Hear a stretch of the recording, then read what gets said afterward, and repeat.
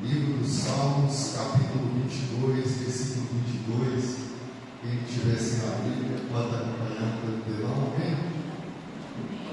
A meus irmãos negarei o teu nome, no meio da congregação eu te louvarei. Louvo o Senhor vocês que o temem, glorifiquem-o todos vocês, descendência de Jacó. Temam todos vocês, posteridade de Israel. Até amém? Amém. Hoje o pastor não faz presente, mas o pastor que dá a vida pelas ovelhas, ele faz presente. É ainda que nós temos que prestar culto, né? Então convido os irmãos, né, junto comigo, fazer uma oração, pedindo ao Espírito Santo que faça presente no meio de nós, que nos ajuda, né, a prestar um culto verdadeiro, como verdadeiro adorador ao nosso Deus, né? Vamos orar, pedir Deus perdão pelas nossas falhas. Senhor, meu Deus e eterno Pai, ó Deus, eu quero pedir o Senhor perdão pelas nossas falhas, Senhor. Ó Deus, que nós, meu Pai, possa estar aqui de todo o coração, Senhor, porque o Senhor é o verdadeiro pastor, meu Pai, que deu a vida pelas ovelhas, meu Pai, e através do Senhor, meu Pai, nós temos esperança, meu Pai, de ser salvo e de estar com o Senhor um dia, Senhor. Ó Deus, faça presente no nosso meio, Pai. Ó Deus, receba nosso culto, Pai. No nome de Jesus eu te peço. Ó Deus, aquele que dispôs de coração, meu Pai, está vindo aqui para te encontrar, Senhor. Que só manifesta a Ele, Pai. Traga o batismo do Espírito Santo. Aviva aquele, meu Pai, que está desanimado, Senhor. Que não seja um culto qualquer, não, meu Pai, mas que seja um culto espiritual, Pai. Onde toda adoração é para o Senhor, meu Pai. Que o Senhor seja o centro da batalha aqui nessa noite, Pai. Peço, Senhor, Pai, enche os irmãos de louvor, Senhor, com a porção do Teu Santo Espírito, Pai. Que esse tipo da igreja, Pai, possa ajudar a louvar, meu Pai, a bendizer o Teu nome, meu Pai, através dos louvores, meu Pai, como convém os santos, Senhor. Peço, Senhor, Pai, nessa noite, pela vida do pregador, Pai. Que o Senhor Deus venha no nome de Jesus manifestar o Teu Santo Espírito na vida dele, Pai. Derrama a porção dobrada do Teu Santo Espírito na vida dele. Que ele possa transmitir a Tua palavra, meu Pai, no último dia, Senhor. Seja com ele, Pai. Seja com a tua igreja, Senhor. Não deixe nós órfãos, Pai. Envia o Consolador, Pai. E no nome de Jesus, meu Pai, esse culto seja para o Senhor. Glória a Deus. Aleluia.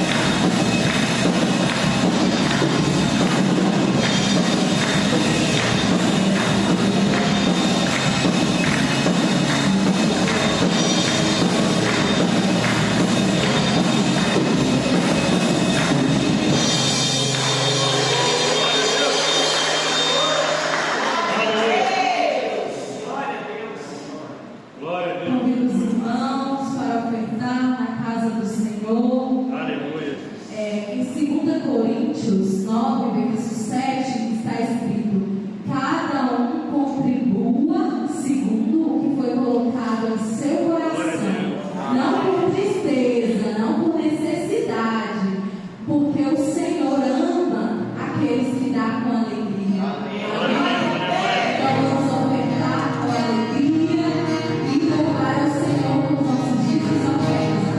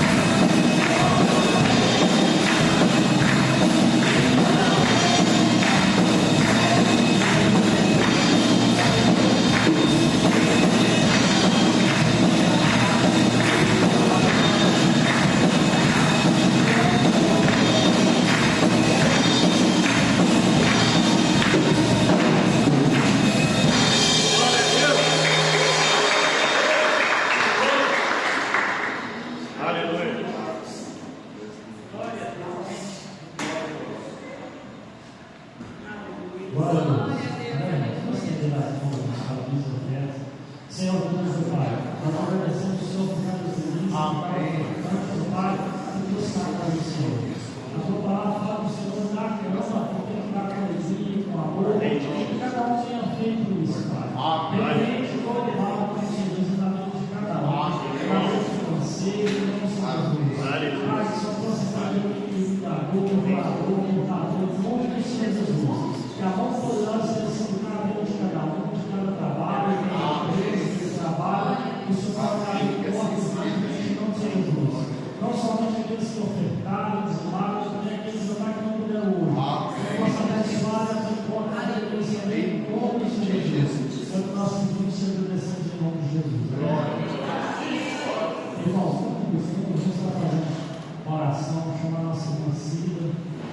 Por estar orando, que os irmãos possam clamar, colocar súplicas diante turma, né? Glória a Deus, aleluia, Jesus. Aleluia, Jesus. Glória a Deus. Santo é o teu nome, Pai. No nome de Jesus, ó Deus. Nós estamos aqui mais uma noite, Deus, para ouvir a tua palavra, Senhor. E no nome de Jesus Cristo, Deus, pela bondade e misericórdia nessa noite, ouve a nossa súplica nessa noite, Pai. Em nome de Jesus, nós não precisamos, meu Pai, agora, do clamor, meu Pai, da tua igreja, a favor daqueles que necessitam de um toque do Senhor, da cura do Senhor, em nome de Jesus. Neste momento, Pai, eu lido como igreja de Cristo neste momento. Eu coloco a mãe do irmão Jean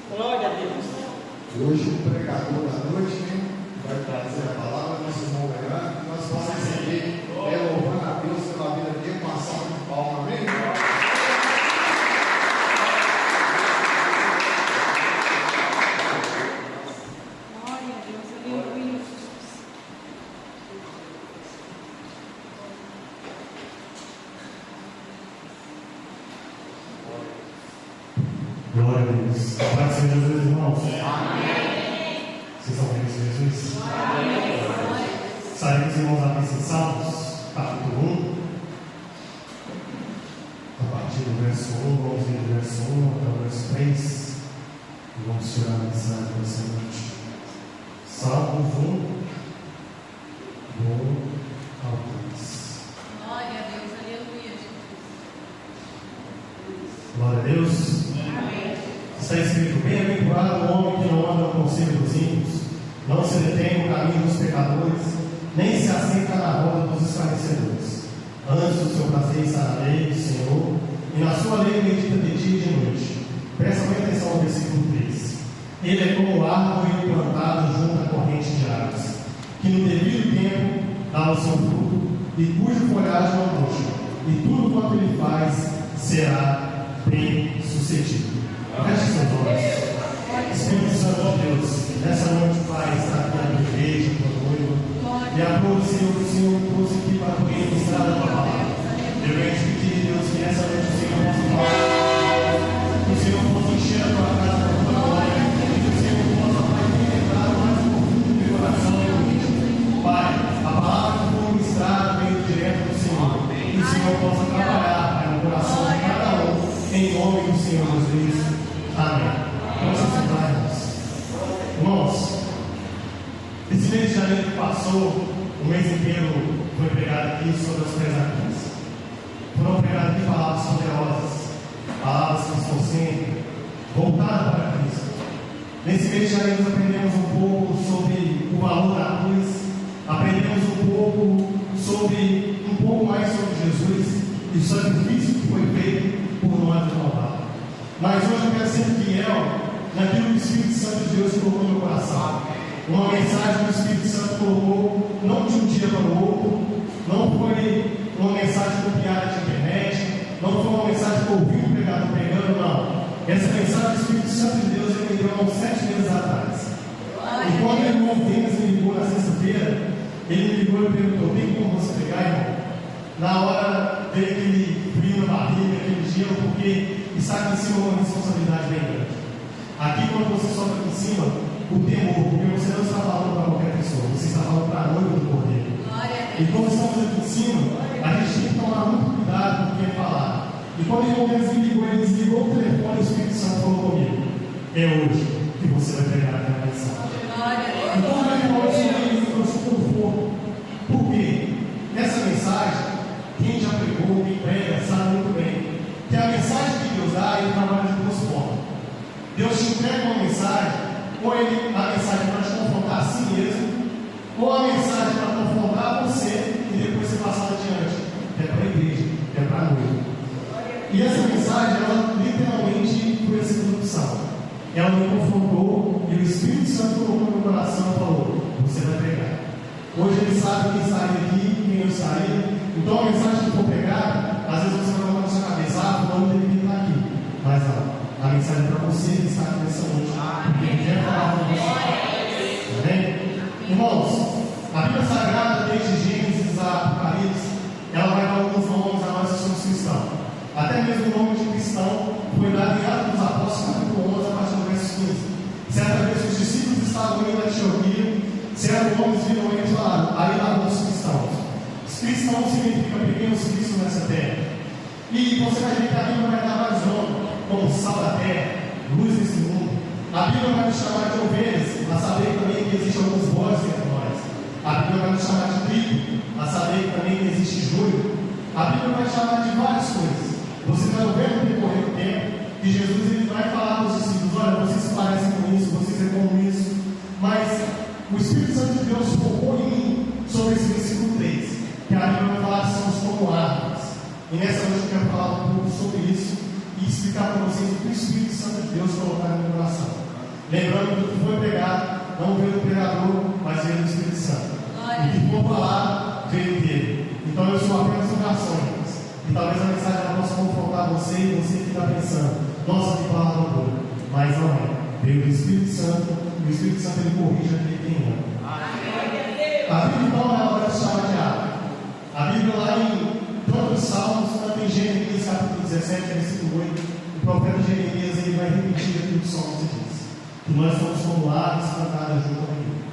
E essa mensagem é interessante porque há 7 meses atrás eu comentei isso com a Marina, ela está aqui de prova. Um certo dia de madrugada eu levantei para poder orar, como tem costume para orar. E quando levantei para orar, eu estava de joelhos ali orando e falando com Deus, o Espírito Santo sussurrou no meu coração a seguinte frase: eis que uma grande tempestade está por vir, mas essa tempestade é contra si mesmo, e você vai passar por ela. E quando você passar por ela, eu vou mudar o seu caráter e vou mudar a sua estrutura. Naquele momento ali, eu não entendi muito bem, mas no outro dia começou a tempestade. Foi tão rápido, mas tão rápido. Quem é da igreja aqui deve se lembrar. Do meio do ano para cá, do ano passado para cá, eu dei uma esfriada, eu comecei a caminhar um pouco mais distante dos irmãos, mas não é questão minha, é uma tempestade do Espírito Santo de Deus colocar em minha vida. E eu perguntei a Deus, eu disse: Senhor, como o Senhor me coloca no meio de uma tempestade, dentro de um barco sem remo? O que eu vou fazer? E naquele dia o Espírito Santo ele me deu essa mensagem, falou comigo: vocês são como árvores plantadas. E eu comecei a questionar Deus: como assim como árvores? E Deus começou a trazer versículos, e o Espírito Santo ministrou essa palavra dentro do meu coração no momento dela. A Bíblia vai falar que existem 3 tipos de árvores. 3 tipos de árvores que crescem no meio da igreja. Gostaria que os irmãos abrissem comigo em Gênesis capítulo 30, onde vai falar, Gênesis capítulo 29, depois a gente vai pular para o capítulo 30, onde vai falar da primeira árvore.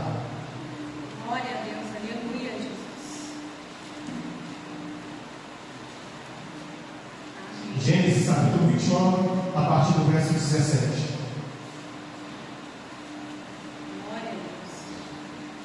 Vamos no verso 15, amém? 29 e 15. Está escrito assim: depois disse Labão a Jacó: acaso por ser meu parente irá servir-me de graça? Diz-me qual é o teu salário. Ora, Labão tinha 2 filhas, Lia e a mais velha, e Raquel, a mais moça.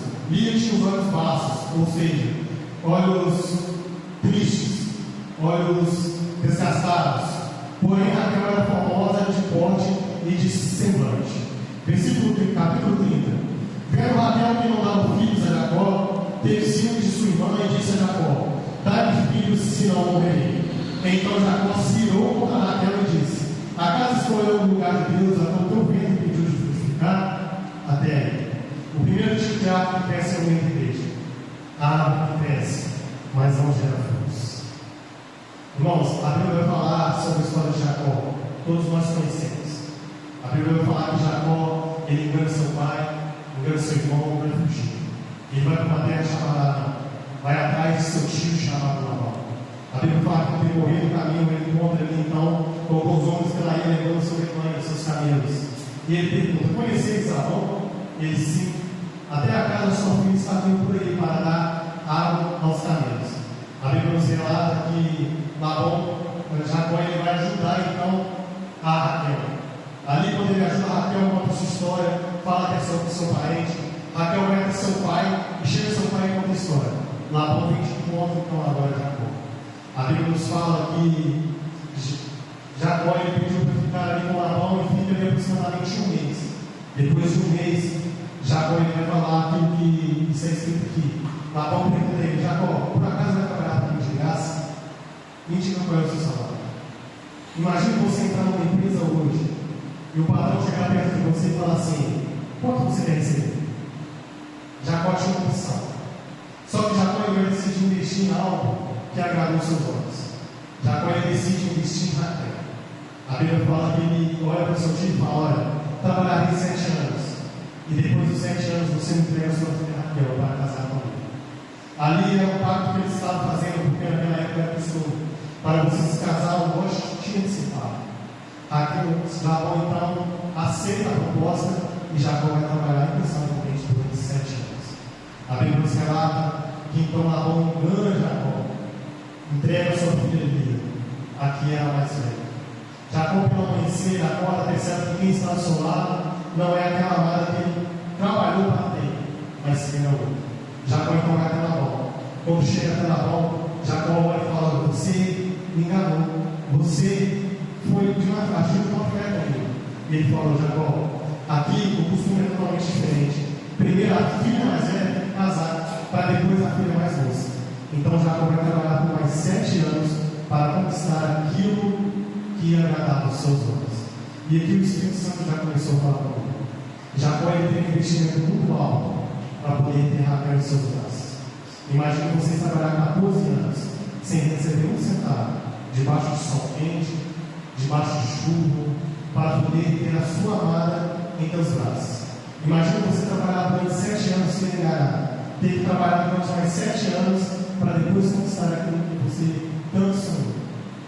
Mas a Bíblia nos fala que Jacó então ele vai casar com Raquel. E o capítulo 30 é o que me dói o coração, porque Deus falou tão forte comigo que durante 14 anos Jacó trabalhou, mas agora a mulher amada que ele trabalhou não pode dar frutos. E naquela época, mulher que não dava fruto era considerada abençoada. Imagina a tristeza de Jacó. O tempo passa, a mulher que ele se casou primeiro, Lia, começa a gerar, dá 1, 2, 3 filhos, e nada de Raquel gerar. Aí a Bíblia vai se relatar que Raquel olha para Jacó e fala: dá-me filhos. Irmãos, vamos parar um pouco aqui e começar a meditar. Olha se essa vida de Jacó não se encaixa com a vida de Cristo. Olha o preço que foi pago por mim e por você. Olha o investimento que foi feito por mim e por você. E muitos de nós que estamos no meio cristão, não digo só nessa igreja, a gente não tem gerado nada também. Um preço muito alto foi pago para que eu e você pudesse estar aqui hoje. Um alto preço foi pago, preço de sangue, de dor, de choro, para que eu e você pudesse gerar. Mas muitos de nós estamos dentro das igrejas e não estamos gerando nada. Muitos de nós estamos anos e anos dentro da igreja. E Jesus ele investiu um preço muito alto. Em Isaías capítulo 6, a Bíblia vai falar que Isaías viu o Senhor sentado sobre um alto sublime trono. E uma pergunta vem: e agora? A quem enviarei? E agora?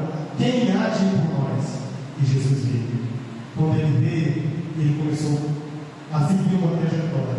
E nessa trajetória, um preço muito alto começou a ser pago. Ele ensinou os discípulos o que era o reino, o que era o inferno, o que deveria ser feito, e disse aos discípulos: olha, continuai esse evangelho. Essa missão foi passada para mim e para você. Os frutos que Jesus gerou é para que eu e você pudesse gerar também nessa frente. Só que nós estamos tão acomodados que não estamos gerando aproximadamente nada. Não temos gerado nada para o reino. O tempo passa, os anos passam, a gente não vai uma aula, a gente não fala mais de Jesus. Às vezes a gente fica com vergonha de chegar perto do parente e falar assim: olha, Jesus te ama, Jesus pode curar, Jesus pode transformar. Às vezes você vê uma pessoa doente do seu lado, você sabe que Deus tem o poder de curar, mas você não tem coragem de colocar a mão e falar assim: Jesus, opera. A gente não tem gerado absolutamente nada para o reino. E o Espírito Santo, naquela madrugada, começou a falar comigo: o que você tem gerado para o reino? O que você tem feito para a minha casa? O que você tem feito para o reino de Cristo? Se eu voltar hoje, o que você tem para me apresentar? Imagina se Jesus volta hoje e fala: filho, cadê os frutos que eu deixei para você gerar? O que você tem? O que você tem para oferecer ao reino? Então, Raquel então ela vai gritar, ela vai dizendo: dai-me filhos. E ele, porque Jacó olha para ela e fala assim: por acaso estou no lugar de Deus? Quando olhamos essa frase, a gente imagina que Jacó foi um pouco triste. A gente imagina que Jacó ele foi um pouco grosso. Mas era Jacó olhando para ela e falando: filho, eu não tenho poder de fazer você melhorar, mas existe um que tem todo o poder. Vai para os pés dele, vai orar, vai pedir, porque ele pode te fazer gerar. Porque a Bíblia fala que ele é a fonte de águas vivas. E o salmista vai escrever que se você estiver plantado junto à fonte, você dará frutos. Mas se você não estiver plantado, você não dará fruto. Lembra daquela parábola, daquele versículo que Jesus estava caminhando, lá em Mateus 21, 18, a qual ele está descendo para uma cidade, lá para uma figueira, e ele tem fome. O Espírito Santo, quando eu li essa mensagem, eu falei, nossa, Jesus foi tão rude aqui, Jesus foi tão pesado aqui, porque ele olha para a figueira e fala, tem fome, dá-lhe de comer. E a figueira não tem nada. Ele olha para a figueira e amaldiçoa. E eu fico imaginando, mas Deus, por quê? Por que disso? Então, naquela madrugada, quando eu acordei pela manhã, eu fui olhar rapidamente e pesquisar um pouco. É interessante porque os judeus vão dizer que existem certas figueiras naquele lugar que elas dão folhagens muito lindas, dão flores ao ponto e da semelhança que vai dar fruto fora do tempo, mas elas não geram fruto. E o Espírito Santo falou comigo: existem pessoas dentro da igreja que são assim, prega bem, canta bem, são bonitas aos olhos das pessoas, mas não geram nada. São pessoas que estão vivendo de aparência dentro da igreja, como aquela figueira. E Jesus disse naquele dia dos discípulos: a árvore que não dá fruto, ela é cortada e lançada ao fogo. Então, muitas vezes a gente tem que parar e analisar e dizer: Senhor, que fruta eu tenho dado para o Senhor? Que fruta eu tenho gerado para o teu reino? Porque ser crente, todo domingo, toda quarta-feira, chegar, sentar, ouvir a palavra, levantar a mão, dar glória a Deus, é muito fácil. O difícil é você ser crente ao sair daqui. Chegar lá fora, alguém olhar para você e falar: ei, ora por mim, você levantar a mão e orar. É você chegar lá fora, ver um mendigo e ter a capacidade de chegar perto dele e falar: filho, Jesus te ama, Jesus te quer, Jesus pode te salvar e transformar a sua vida. Porque hoje, irmãos, o Evangelho tem sido banalizado, essa é a verdade. Muitas pessoas não querem ouvir a verdade, querem um Evangelho de prosperidade, um Evangelho de cura. O Evangelho cura pode te trazer prosperidade, sim, mas o real foco do Evangelho é ir até o reino, ir até Jesus Cristo, para que Ele leve nós até onde Ele nos prometeu, a morada celestial, que Ele preparou para mim e para você. Então, ela vai tentar desencar entre filhos. Imagina você agora a tristeza de Jacó. Se for no lugar dele, 14 anos trabalhar. 14 anos trabalhar. Isso me fez lembrar, porque o investimento que Jesus fez na igreja dele foi muito alto. Isso me fez lembrar uma história da Bíblia de Oséias, profeta Oséias. A Bíblia relata que Jesus ele vai pedir, que Deus vai pedir para que Oséias se case com uma prostituta. E a Bíblia nos relata que Oséias se casa com essa prostituta. Mas a Bíblia relata que essa mulher, um dia, ela decide voltar ao prostíbulo. E Deus olha para Oséias e fala: vá atrás dela e busque de volta. E quando eu li aquilo lá, eu falei: Senhor, mas imagina a vida de Oséias. Imagina Oséias tendo passado por isso naquela multidão. Porque naquela época, vocês veem aí em filmes, como uma prostituta era tratada, como uma prostituta era olhada aos olhos das pessoas. Mas agora Oséias está tendo que sair de sua casa e ir até um prostíbulo buscar a sua mulher. E Deus na frente vai falar com Oséias: o meu povo está dessa forma. Eles estão se prostituindo com o mundo. Eles estão como uma prostituta. E ele vai dizer: olha, os bois conhecem o seu dono, os camelos conhecem o seu dono, mas o meu povo já não me conhece mais. O meu povo já não me adora mais, já não me busca mais. Olha a misericórdia de Deus com o povo. A todo momento querendo salvar, um investimento sendo alto para poder salvar Jerusalém, para poder salvar o seu povo, mas a todo momento o povo tem pecado. E nessa noite o Espírito Santo está falando com você, talvez está procurando o seu coração, você está pensando: nossa, eu não tenho gerado nada. Mas o Espírito Santo está dizendo: calma, ainda dá tempo. Ainda dá tempo de gerar. Porque a Bíblia vai relatar, lá no versículo 35, que Raquel, Deus se lembrou de Raquel. Imagino eu que quando Jacó olhou para Raquel e disse: por acaso foi no lugar de Deus, imagina ela dentro do quarto falando: Senhor, faça-me gerar. Senhor, eu estou aqui, eu me rendo aos teus pés. E a Bíblia vai falar que Jacó então ela gera. E quando ela começa a gerar, ela vai gerar a um homem que todo mundo conhece, a José, um grande homem da Bíblia. Porque quando você se humilha diante de Deus, Deus ele faz gerar aquilo que você jamais imaginou que conseguiria gerar. É engraçado porque a Bíblia nos relata que quando Deus criou a terra, em Gênesis, a Bíblia vai falar que Deus fala assim: olha, haja luz e houve luz. Haja separação e houve. Só que quando ele vai criar a terra, quando ele vai criar as coisas, ele vai falar assim: olha, que a terra deu o seu fruto. Olha que interessante.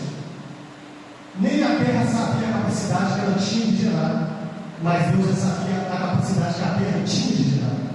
E quando Deus deu a ordem que ela gere, ela gerou. Começou a surgir árvores, adubos, enfim, várias coisas. Porque Deus sabe a capacidade que eu e você temos de gerar para o reino dele. E hoje a gente chama a sua atenção para que você possa gerar para o reino dele. Não fique acomodado, irmão. Não fique acomodado no banco. Talvez você tenha vergonha de pregar pessoalmente para uma pessoa. Faça o seguinte: pega seu telefone, rede social, manda um áudio. Se todo dia você postar no seu status dizendo Jesus te ama, se você postar todos os dias dizendo olha, Jesus tem algo novo para a sua vida, eu tenho certeza que um dia alguém vai levantar precisando daquela palavra. Vou olhar seu status e dizer Jesus me ama. Às vezes a pessoa está pensando, ninguém me ama, ninguém me tem. Aí ela vai olhar, Jesus te ama. E agora você já pegou, você já está fazendo algo por mim. O segundo tipo de árvore, gostaria que os irmãos abrissem comigo, lá em 1 Samuel, capítulo 2, a partir do verso 13 e 14. Glória a Deus, aleluia, Jesus. 1 Samuel, capítulo 2, a partir do verso 13, vamos, versículo 12. 2:12. Amém. Amém? Amém. Está escrito assim: era porém os filhos de Eli, filhos de Belial, e não se importavam com o Senhor, pois o costume daqueles sacerdotes com o povo era que, oferecendo a alguém sacrifício, vinha o moço sacerdote, estando se cozendo a carne com um garfo de 3 dentes na mão, e metiam na caldeira ou na panela, ou no tacho, ou na lamida, e tudo que o garfo tirava, o sacerdote tomava para si. Assim se fazia a todo Israel que ia ali a Siló. O segundo tipo de árvore são árvores que crescem no meio da igreja, até gerar frutos, mas seus frutos não servem para nada. Seus frutos são flores. Vocês já pegaram uma manga, uma goiaba, que por fora ela está linda, maravilhosa, mas quando você dá a primeira mordida, está cheio de bicho, está podre por dentro. É esse tipo de árvore que Jesus está falando. São pessoas que crescem, geram frutos, mas seus frutos estão podres. E aqui temos um exemplo bem claro: Ofni e Finéias, 2 filhos do sacerdote Eli. Homens que conheciam a palavra de Deus, que estavam no lugar certo, fazendo a coisa errada. Eles tinham tudo para dar certo, porque o seu pai era um grande homem, era conhecido naquele lugar. Mas eles decidem agora a gerar frutos que são puros. E assim, difamando tanto o nome da sua família, tanto o nome do seu pai e tudo. Porque as pessoas que geram frutos que não servem para nada, ela acaba apodrecendo aqueles que são próximos. Repare para você ver, compra uma fruta no mercado, deixa ela apodrecer, deixa perto das outras. Automaticamente as outras frutas começam a apodrecer. Por quê? Porque ela tem o poder de consumir aquilo que está dentro. E assim são pessoas dentro da igreja, no meio cristão. São pessoas que estão dentro da igreja, os seus frutos são podres. Mas como assim, irmão Leandro? São pessoas que estão aqui, adoram a Deus de domingo, estão lindo, maravilhoso por fora. Mas quando sai lá fora, continua na prostituição, continua na mentira, continua na fornicação, continua fazendo as coisas que não agradam a Deus. Você acha que ninguém está vendo, mas tem um que está sentado sobre o nosso trono. E os seus olhos estão fixos em mim e em você. E a todo momento eles estão olhando para você e está dizendo: eu estou vendo o seu fruto que você está gerando. Eu estou vendo o fruto que você está dando. Irmãos que estão dentro da igreja, que estão causando intrigas, fofocas. É irmão que quando o pastor está pregando, alguém está ministrando, alguém está cantando, está sentado dizendo: nossa, irmão prega nada. Nossa, irmão não canta nada. Irmãos, Deus está todo momento com seus olhos fixos em você. Ele está vendo o fruto que você está vendo. O que me interessa são esses homens que geram frutos puros. E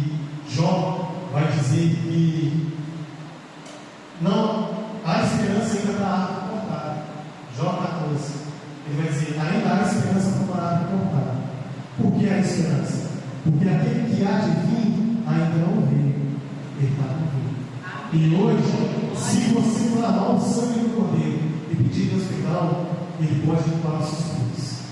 E eu acho isso lindo, irmãos, porque a Bíblia também vai falar de Saul, um homem a qual vamos levar para o primeiro tópico, a qual os homens olharam para ele e disseram: é de boa aparência, queremos um rei. Porque aquilo que é de boa aparência para mim e para você, às vezes não agrada aos olhos de Deus. Nos olhos de Jacó, perfeito era Raquel, mas quem gerava era Lia.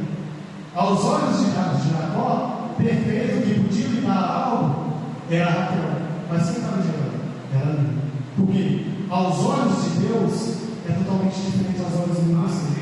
Talvez você não olhando como entrando na igreja de terno, gravata, bem vestido, e vai falar: nossa, esse irmão pregou muito.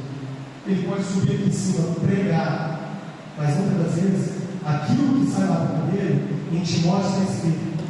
Muitas vezes o pregador, tudo que ele prega, tem o poder de salvar aquele que ouve, mas não tem o poder de salvar aquele que está pregando. Porque está puro. A palavra de Deus ensina ela já tem poder para curar a mim e curar você. E Saul, aos olhos dos homens, era perfeito. Lembra de quando Samuel foi até a casa de Jessé para ungir os irmãos para ungir Davi? Quando Samuel bateu o olho nos filhos de Jessé, falou: com certeza isso. É um homem forte, é alto, tudo mais, e Deus falou: não é isso. E ele foi no pequeno, no mais pequeno, para poder ungir. E Saul, ele começou bem. Vocês vão ver no primeiro ano de Saul, foi maravilhoso. Um homem que seguiu a reto os caminhos de Deus.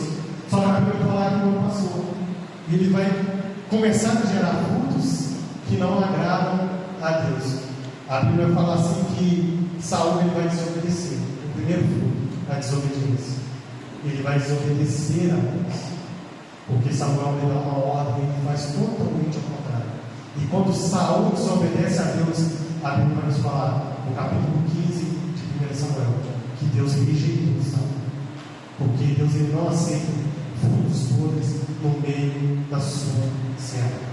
Deus não aceita frutos podres no meio da sua igreja. Às vezes você está vivendo uma vida totalmente de qualquer jeito e você está dizendo: mas não está acontecendo nada. Mas nada o pastor não sabe, ninguém sabe. Mas Deus sabe.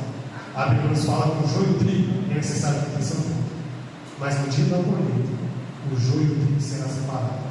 E quando Jesus vir, ele vai separar. Imagina você vivendo uma vida de qualquer jeito. Aí vem Jesus.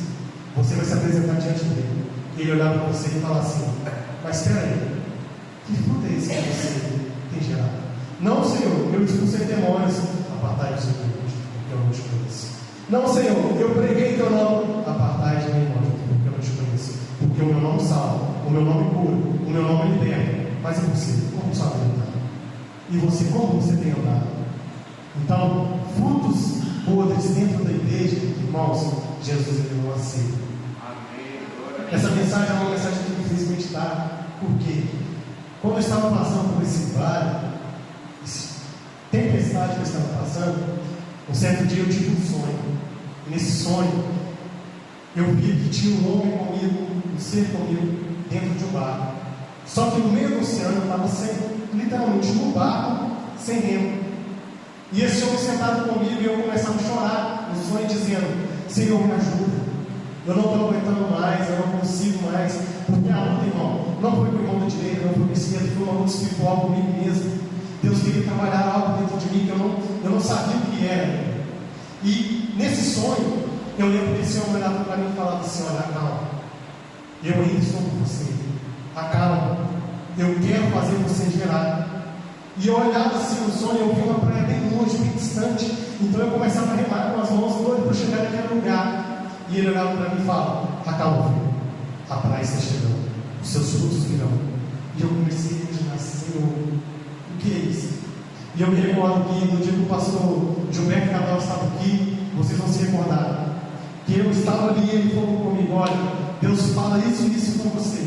Naquele dia, irmão, Deus certificou. Porque no sonho, aquele homem falava comigo: você é como uma lâmpada que vai em cima e embaixo. Mas se chegar uma hora, você vai ficar em cima. E Deus vai fazer com que você frutifique 10 vezes mais. E naquele dia eu falei assim: Senhor, mas quem sou eu? Eu sou pequenino. Eu cresci, irmãos, meu pai está ali, não deixa eu mentir. Eu cresci sempre ouvindo profecias dizendo: Deus vai te usar, Deus vai fazer, Deus vai fazer isso e aquilo. Mas eu apanhei tanto nessa vida, mas tanto até chegar aqui, que eu ficava assim: Senhor, o Senhor fala comigo, mas não faz nada. O Senhor fala, mas não cumpre. E Deus, quando Ele me deu essa palavra, Ele começou a falar sobre frutos. Ele começou a falar comigo: olha, existem pessoas que vão gerar frutos ruins, existem pessoas que nem vão gerar frutos. E essa mensagem é para que você medite hoje qual tipo de fruto você está gerando. Existe um terceiro tipo de fruto. A Bíblia vai falar assim que o terceiro tipo de árvore é aquela árvore que cresce e ela frutifica. Seus frutos são ruins. Sabe aquela árvore que te dá trabalho? Que às vezes você tem que podar, você tem que cortar, você tem que estar ali sempre regando, jogando esterco. Pois é, a Bíblia vai falar sobre essa árvore. E hoje eu quero falar com vocês lá em Atos dos Apóstolos, capítulo 14. Glória a Deus, aleluia, Jesus. Atos dos Apóstolos, capítulo 14, a partir do verso. Atos dos Apóstolos, capítulo 2, a partir do verso 14. 2,14.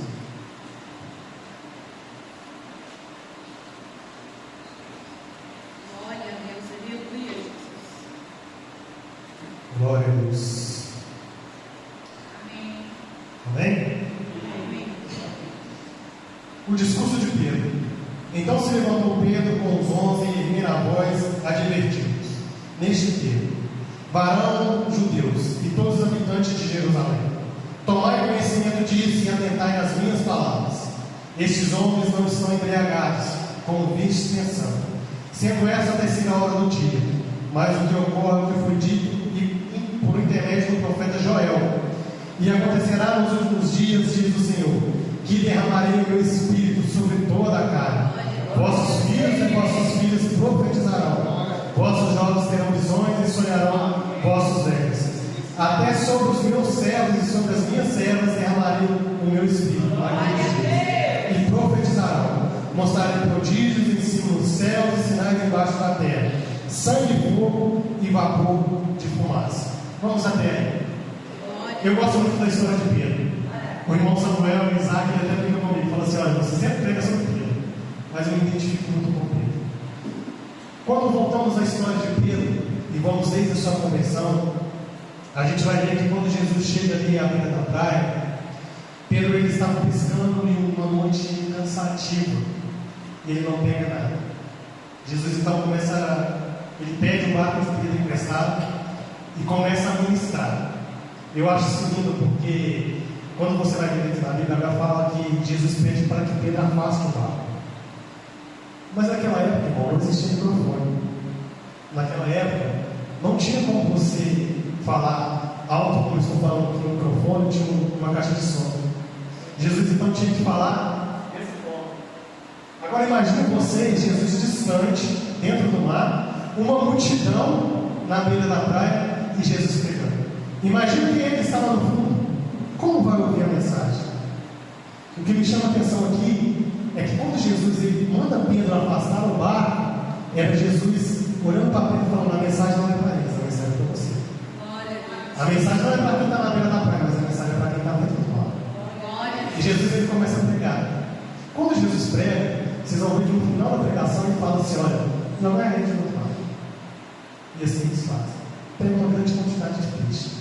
E o que eu acho muito aqui é que quando Pedro reconhece quem Jesus é, quem está dentro do barco, Pedro olha e fala assim: Senhor, afasta de mim porque sou pecador. Mas olha Jesus olhando: Pedro, me segue e eu te farei pescador, não de peixe, mas pescador de almas, pescador de homens. E vocês vão ver que no decorrer do ministério de Jesus, Pedro está a todo momento com Jesus. E Pedro é o discípulo mais difícil de Jesus. Percebe isso para vocês verem.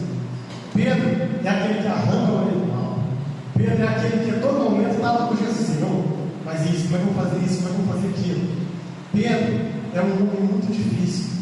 Só que percebe que no decorrer da trajetória de Jesus, Jesus vai começando a mudar Pedro. Ele começa a podar Pedro. Pedro, isso aqui você não deve fazer. Pedro, segue esse caminho. Pedro, faça isso.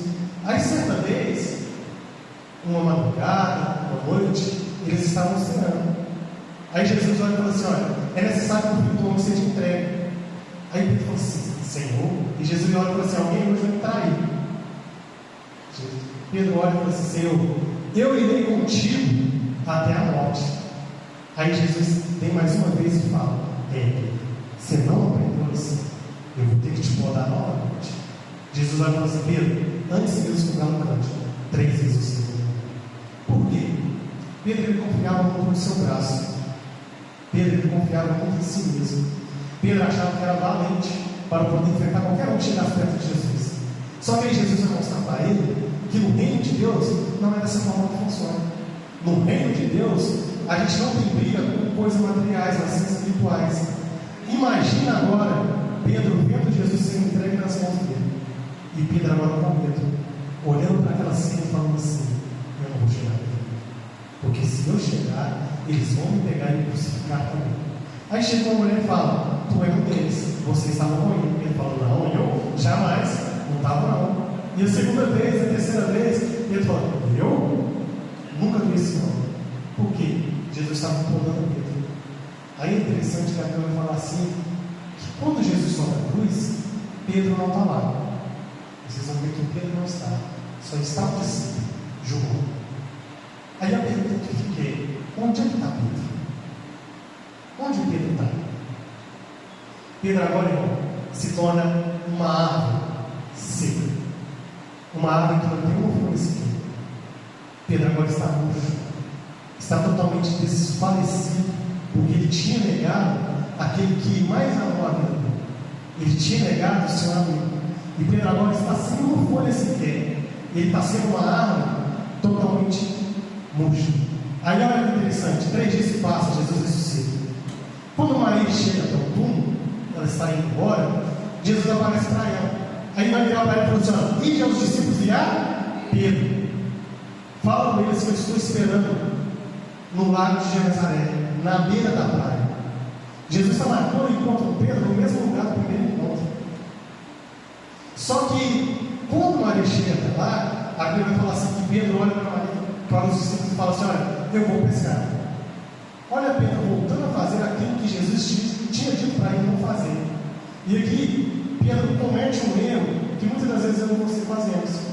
A pergunta que fica é: quando Jesus chamou Pedro a primeira vez, Jesus falou: abandona tudo, deixa barco, deixa a gente tudo. A pergunta é: onde Pedro arrumou azeite dos barcos agora para estar pescando agora à noite?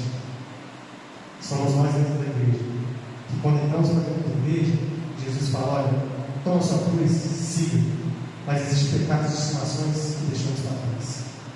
E quando a gente cai numa frente espiritual ou alguma coisa, a gente quer buscar esses pecados novamente. A gente quer voltar novamente ao velho homem. Só que é interessante que Jesus ele vai chegar na beira da praia. Pedro e os discípulos estão distantes, estão pescando. Aí olha que interessante: Jesus chega na beira da praia e dá um grito: tendes o que comer? Era Jesus gritando para Pedro: ei, Pedro, já deu fruto? Tem alguma coisa aí? Ei, tem fruto aí, Pedro? E Pedro não reconhece a voz de Deus. Aí Tiago escuta e fala: Pedro, é ele. A Bíblia fala então que Pedro se lança sobre as águas e vai em encontro dele. Só que quando ele chega na praia, Jesus já está preparado. Jesus tem pão e tem pão, peixe e tem uma fogueira preparada para eles. Fogueira fala de conforto, pão fala de alimento. Era Jesus olhando para Pedro e falando: Pedro, você está numa árvore seca. Primeiro eu vou te alimentar. Vou te dar conforto. Porque uma árvore, quando ela está seca, você precisa tomar um certo cuidado com ela. Por quê? Se você tratar de qualquer forma, aquele galho vai se quebrar e muitas das vezes você vai perder aquela árvore. Se você tratar de qualquer maneira, ela pode arrancar a raiz e ali nunca mais nascer. Aí Jesus está tratando de Pedro de forma diferente. Aí eles vão comer. A Bíblia nos fala que Jesus então chama Pedro para um passeio. Quando Jesus chama Pedro para um passeio, ele começa a perguntar: Pedro, tu me amas? Irmãos, quando o Espírito Santo falou isso comigo, eu comecei a chorar. Por quê? Jesus não estava chamando Pedro apenas para se amar. Porque a Bíblia fala que ele é fonte de água viva. A cada passo que Jesus dava com Pedro, era Jesus falando para Pedro: Pedro, eu estou te regando. Pedro, eu estou te restituindo. Pedro, eu estou regando os seus pés novamente. Aí preciso perceber que pela terceira vez Jesus pergunta em Pedro: Senhor, tu sabes que eu te amo. A resposta de Pedro para Jesus, parafraseando, era mais ou menos assim: Senhor, eu te amo. Eu só tive medo de ir para a cruz com o Senhor. Mas o Senhor sabe que eu te amo. Eu te amo, Senhor. O meu medo foi deles me pegarem, me bater, fazendo o que fizeram com o Senhor, mas eu te amo. Aí Jesus olha para ele e fala assim: Pedro, sobre ti, é sobre ti eu edificaria a minha igreja. Aí a Bíblia vai nos falar, irmãos, que Pedro agora vai obedecer a uma ordem de Jesus, porque Jesus vai olhar para ele e falar assim: olha, ficai em Jerusalém, até que do alto sejais revestidos de poder. Olha Jesus plantando Pedro em um lugar. Jesus agora está plantando Pedro em Jerusalém. Vocês vão perceber que vários resistiram, mas Pedro estava ali a todo momento: não, eu quero ser regado. Não, eu quero aquilo que ele prometeu para mim. Aí a Bíblia fala em Atos 2 que veio um vento impetuoso, encheu toda a casa, e todos foram cheios. Todos foram cheios. Aí o interessante é que agora os que estão lá fora vão começar a gritar, e os crentes estão embriagados, e os crentes pirou de vez. Aí Pedro, a coragem que Pedro tinha na Santa Ceia, agora se tornou um mundo espiritual. Porque a coragem que Pedro tinha para enfrentar homens, agora ele tem coragem de ir lá para fora e começar a pregar dizendo: não tem ninguém embriagado aqui não. Aqui está acontecendo o que foi prometido pelo profeta Joel, que todos seriam cheios. O Espírito Santo desceu. Pedro, em uma mensagem, ele frutificou 3.000 vezes. 3.000 almas Pedro ganhou em apenas um sermão. Por quê? Porque ele caminhou com aquele que pode te dar a vida, aquele que pode gerar em você frutos inimagináveis. Aí a Bíblia vai falar que Pedro pela segunda vez vai pregar. Imagina, irmãos, em menos de uma semana, Pedro agora tem uma igreja com 8.000 membros, porque 5.000 almas se convertem ali. A importância de ser regado por Jesus, a importância de ser regado por Cristo está aqui.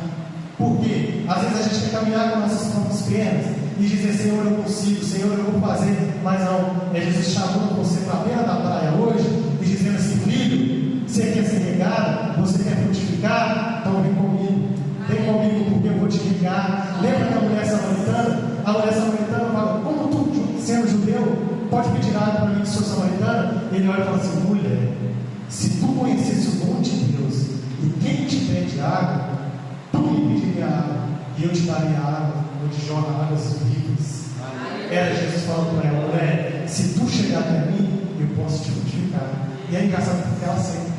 Aí a Bíblia fala assim, que quando Jesus volta na cidade, quem está pregando? É ela. Porque quando estamos no pé de Jesus e somos regados por Ele, os frutos que Ele nos dá é para a vida toda. É para sempre. Jesus, Ele quer gerar fruto em você, arrancar esse fruto que está lá de você, esses frutos que você não tem gerado. Às vezes você está na igreja 10, 20, 30 anos e você nunca ganhou uma alma para Jesus. Talvez você está aqui nessa noite, você nunca pregou para ninguém que Jesus salva, que Jesus cura. Talvez você está aqui e seus frutos têm sido podres, você continua pecando, fazendo as coisas erradas lá fora, e Jesus está falando: filha, vem para perto, vem para beira da praia, eu quero te ligar. O salmista vai dizer que somos árvores plantadas junto ao ribeiro. Quem é o ribeiro? Jesus. Você quer ser portado por Ele? É você levantar a mão e falar: Senhor, eu estou errado.